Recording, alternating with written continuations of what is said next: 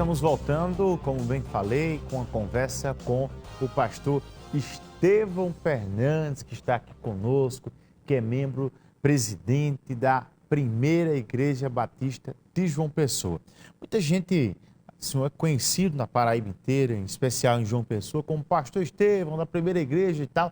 Mas para o senhor conseguir chegar a esse momento, ter esse nome que o senhor tem hoje, conquistar esse respeito da sociedade, tem toda uma trajetória, tem toda uma batalha. Dá para o senhor contar como é que começou essa vocação para ser pastor? É isso aí, Bruno. Olha só, tudo tem uma história. E todos também têm a sua história. Por exemplo, eu estou aqui com você, um jovem repórter, você tem uma história. E eu acho linda essa história. Eu comecei de uma pessoa muito nova, com 24 anos de idade. Quase 44 anos que estou na igreja. Mas uma das partes, Bruno, que me fez ganhar espaço, eu acho que primeiro, eu sempre respeitei os outros. Respeito a quem não é evangélico, respeito a quem é católico, a quem sequer é cristão.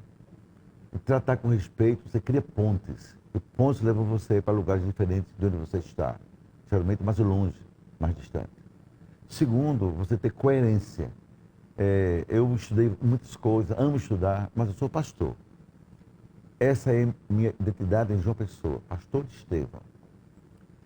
Fiz doutorados, mas eu quero ser pastor. Essa é a minha essência. E terceiro, além da coerência e do respeito, é a constância. Toda história é feita de constância, e não só de pedaços. Não é? Sempre acreditei na cidade, acreditei no meu ministério, acreditei no Evangelho, acredito muito em Deus, tenho uma paixão por Jesus Cristo, pela mensagem cristã para o mundo. E eu acho que esse respeito como cidadão e ao diferente, a coerência como estilo de vida e a constância como determinação para a vida, me fez chegar onde eu cheguei, sobretudo por causa de uma razão só, a graça de Deus. Deus colocou graça sobre a minha vida. Não fosse Deus, quem eu seria e onde eu estaria?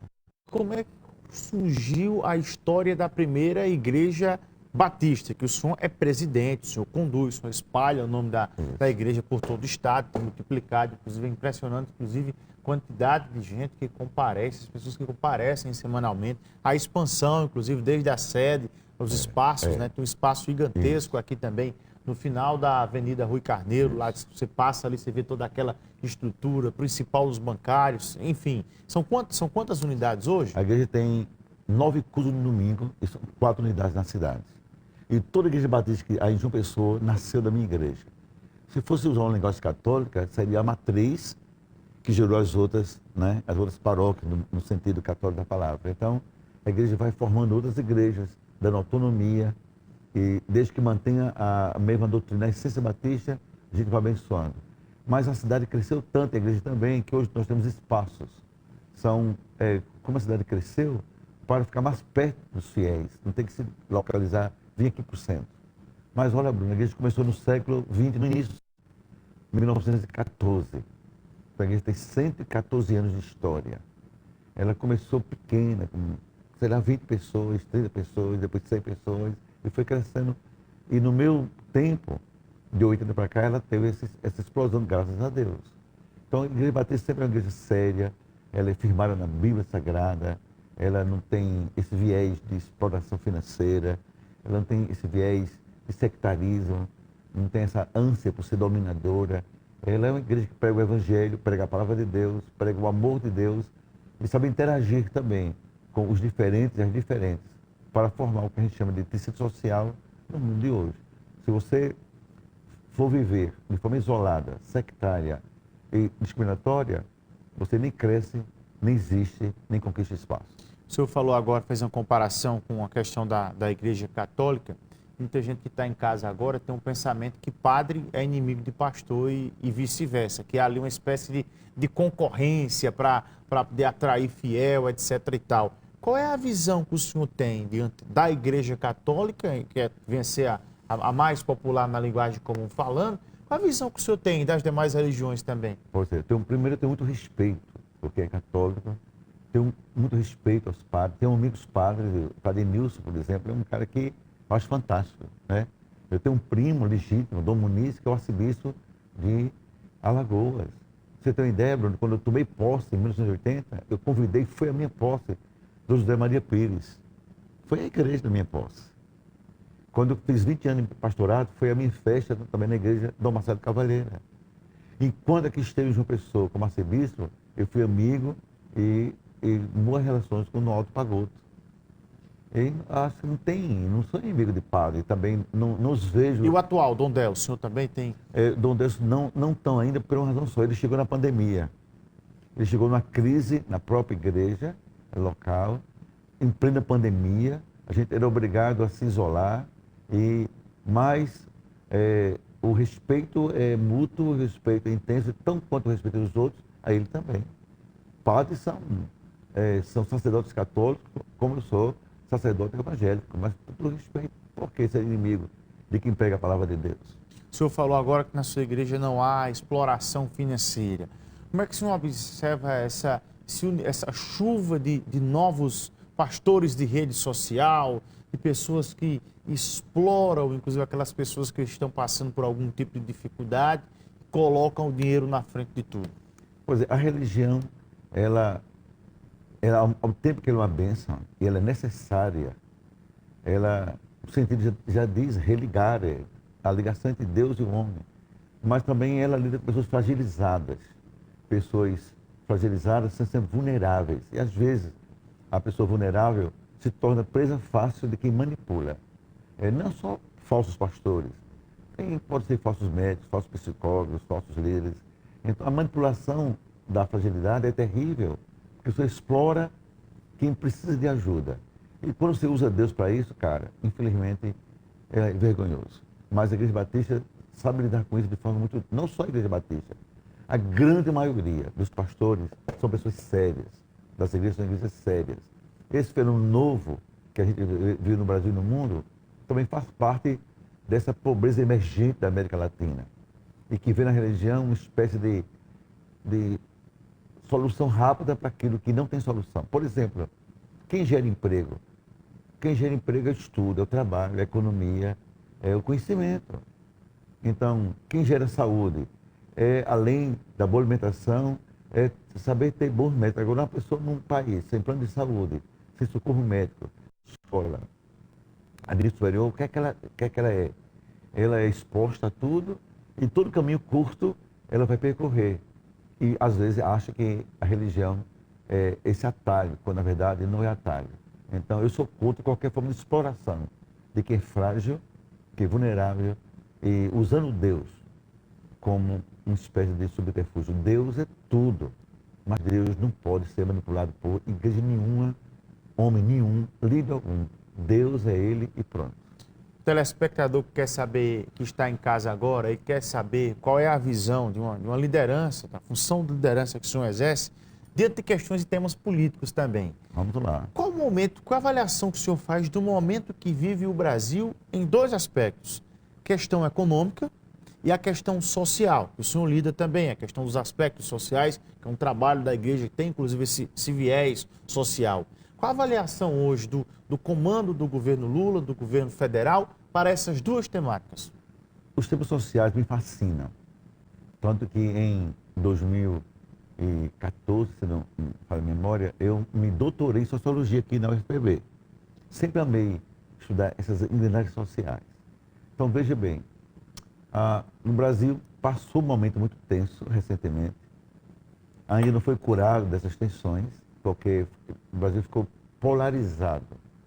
E toda polarização é perigosa, porque um sobrevive da morte do outro, que isso não é bom. Então, eu acho que o Brasil está vivendo um momento econômico difícil, talvez fora de controle de dívida, né? Que vê o país... Basta você ver a situação agora, a gente vive, o dólar explodindo, o governo enlouquecido para conter os gastos sociais, conter tudo que é possível cortar para salvar a economia. Agora, eu vejo também o Brasil com esperança, porque a gente tem que viver de esperança. A única coisa que eu não acredito é que a gente radicaliza as coisas. Achar que somente nós temos a verdade, só nós temos a receita certa. Porque no mundo de hoje, tudo é convergente, tudo é discutido, tudo é trabalhado por engrenagens. Uma delas é a questão sociopolítica e econômica. Quanto a essa questão que o senhor fala que tem muita propriedade para falar das questões sociais, os programas sociais do governo, sobretudo do governo do PT, que tem é muito adepto à questão do programa Bolsa Família. Se o senhor tivesse a oportunidade, o senhor fazeria algum tipo de reformulação no Bolsa Família? O senhor é adepto à maneira que o Bolsa Família funciona? Veja bem, primeiro eu quero dizer que eu acho fantástico esse cuidado social do governo. Isso é inegável. Por outro lado, eu viajo muito o Brasil e o mundo. E quando você mantiver o povo com uma espécie de subsídio para viver, você pode levar essa população a se acomodar, a não trabalhar. Basta você vai para o interior da Paraíba, você sabe muito bem. Você chega, as pessoas estão paradas, sentadas em calçadas, sentadas conversando o dia todo, porque no final do mês tem um dinheiro na conta. Quando há milhares, né, sobretudo no centro-sul do país, em São Paulo, depois você vai até o sul do Paraná, a Rio Grande do Sul, se acordam para trabalhar, para produzir. O que muda um país não é só, digamos, receber bônus do governo, é o trabalho, é o incentivo ao trabalho, saber que o trabalho gera renda, gera crescimento, gera receita, gera emprego, sobretudo você se sente produtor do mundo novo. Então eu não gosto daquela ajuda do governo que leva a pessoa à acomodação, eu gosto do estímulo que leva a crescer, a produzir. Eu vim agora recentemente de um congresso em Santa Catarina. Rapaz, eu fico impressionado que estado rico, onde as pessoas, a grande maioria, não precisam de ajuda do governo, porque elas trabalham, elas têm sua renda. Cidade como eu conheci, de Itajaí, fiquei boquiaberto com o progresso daquela cidade.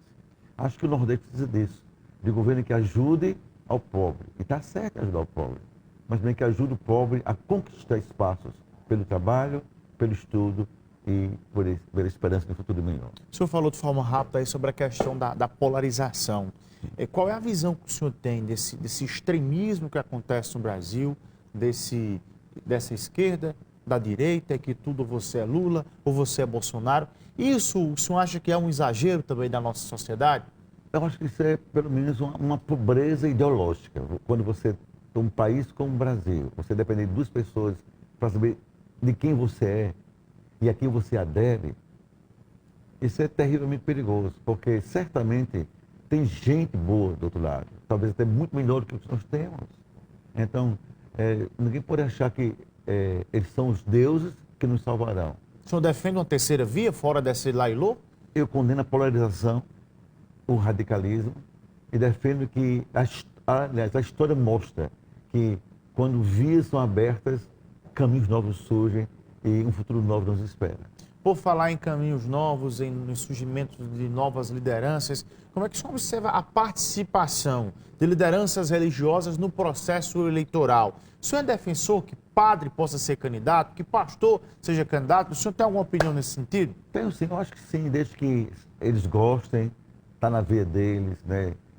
Faz parte do projeto de vida deles e que eles sejam ligados à comunidade de fé, que os apoie, não há nenhum problema. Nós já tivemos no Brasil, você não escreve o Brasil, a história do Brasil, desde a independência até hoje, essa participação de padres da política, né? E foram ícones e foram fundamentais. E há pastores que gostam, eu não vejo nenhum problema. É só uma questão de cada um, a sua liberdade. Eu, pessoalmente, nunca aderi ao projeto pelo senso de missão. Eu sou pastor por vocação, sou pastor por essência, essa é a minha vida. Mas nada contra quem pensa e faz diferente. Então o senhor não condena e é alguém totalmente favorável à participação de padres e pastores no processo eleitoral? A liberdade de escolha. Verdade, cada um faça aquilo que sentir, que é o seu desejo, o seu destino e a direção de Deus para você. O pastor Estevão já foi convidado para ser candidato em meio aos tantos pastores e padres que disputam as eleições. O senhor já foi convidado para... Várias vezes. Fui convidado a ser candidato a senador no governo Castro Cunha Lima. Quase que sou tentado a entrar, porque eu era muito novo, eu acho que não tenho nem a sua idade ainda, e achei aquilo fantástico. Deu vontade? Demais. Disse, pastor, a gente banca tudo, o senhor não tem dinheiro, deixa com a gente. Quando eu me vi no Senado, me vi também traindo a minha vocação. depois para ser vice-prefeito, vice-governador. Tudo isso já foi chamado? Várias vezes, deputado federal, N vezes, N vezes. E candidato a governador, partido você vai ser nosso governador, mas eu entendo que a minha missão é pastoral. O meu lugar não é a tribuna, é o púlpito. Eu amo igreja, eu amo evangelho, eu amo ser útil como pastor na cidade. E o senhor pretende ir nessa missão de pastor até onde? Até quando? Tem alguma previsão de parada ou até, como diz o ditado, até que a morte nos separe? Pergunta capciosa, pergunta perigosa e, sabe, Bruno, e pergunta inteligente. Comecei com 24 anos, hoje eu tenho 69. Até quando irei? Enquanto tiver fôlego. Quando puder me redesenhar, me reescrever, me repensar. Mas talvez seja pastor de outra maneira, não é? Com outros ministérios. Mas parar nunca. Ninguém se aposenta de chamada, de vocação. Quem se aposenta daquilo que Deus colocou nas suas mãos? Quando chegar o tempo, Deus vai falar, contando que eu viva enquanto puder, para a glória dele, para o Evangelho de Cristo, para o bem das causas comuns. Dentro da sua igreja, da igreja que o senhor preside, o senhor já tem preparado alguém para uma espécie de substituição, no momento que o senhor tiver que desacelerar um pouco mais? A igreja não é só para me dirigir, ela tem uma equipe de pastores.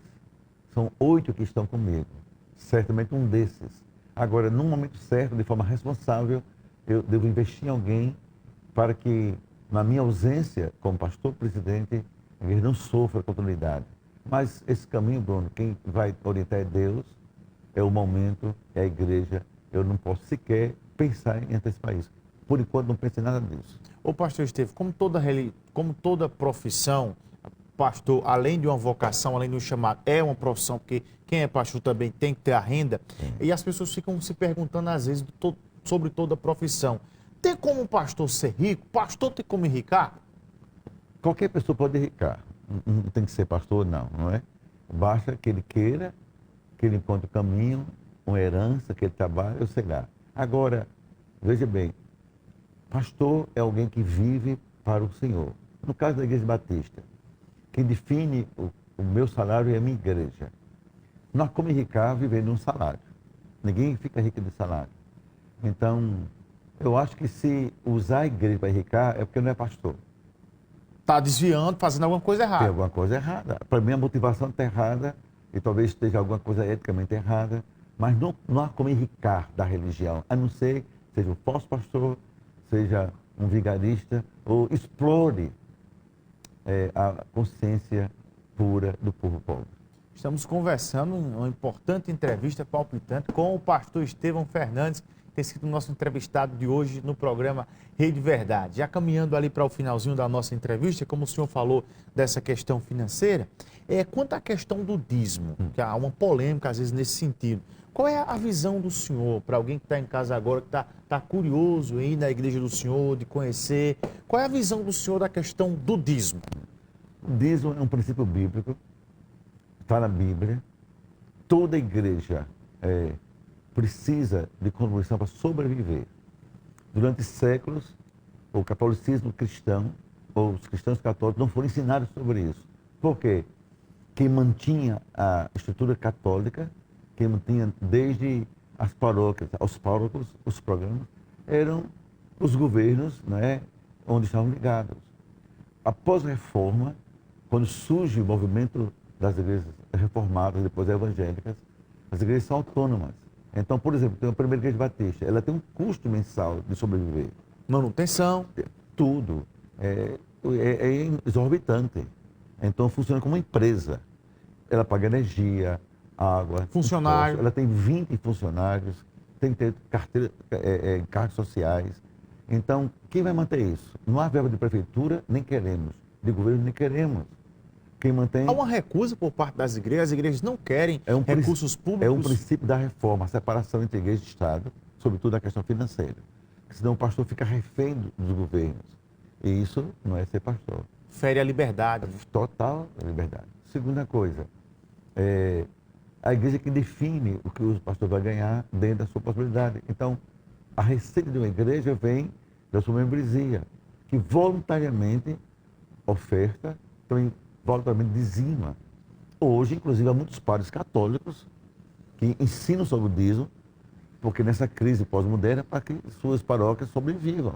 Agora, o que é totalmente errado, que não tem nada na Bíblia, que é eticamente estranho, é você usar o dízimo como exploração, como imposição e como barganha com Deus. Tipo, deu dízimo, você tem um carro novo. Deu dízimo, que você vai ter saúde. Deu dízimo, que você vai conhecer a Europa. Isso chama-se manipulação, isso é barganha.